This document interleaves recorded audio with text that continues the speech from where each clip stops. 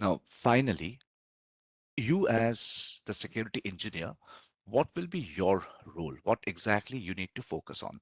Well, you should follow the principle of least privilege.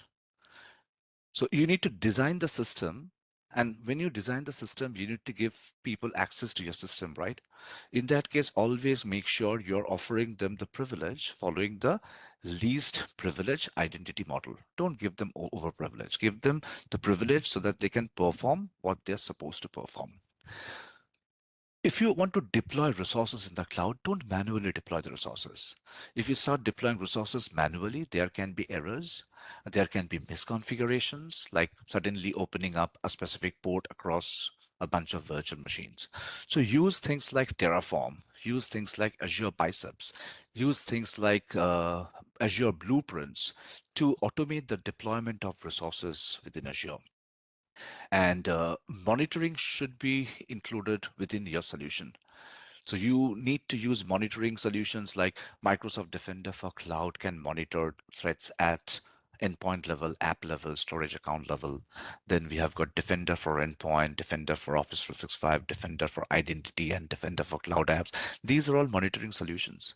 They will ingest the security alerts. Okay. And then a lot of organizations these days are moving away from traditional monitoring system to Sentinel. Sentinel offers a one-stop shop for threat detection. Does not matter how many different security solutions you're using.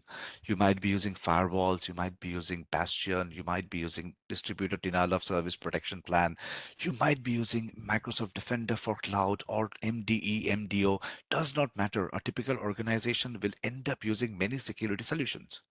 But the objective is I need to have a single dashboard which will act as a single point of truth. Security alerts should be ingested from different security solution, and that dashboard which is offered by Sentinel should show me all the security incidents so that I can use Sentinel for threat investigation and threat remediation. That is the reason you will realize lots and lots of organizations are shifting from different security solutions. I mean, they're not shifting, so they are using Sentinel as the single point of truth rather than having the logs at Entra ID, having a look at the logs at Defender for Endpoint. They're using Sentinel for the centralized threat investigation management. Sentinel offers threat investigation and threat remediation as well. Sentinel has got integrated playbook which can also remediate the threats. As and when threat gets detected, it can remediate the threat.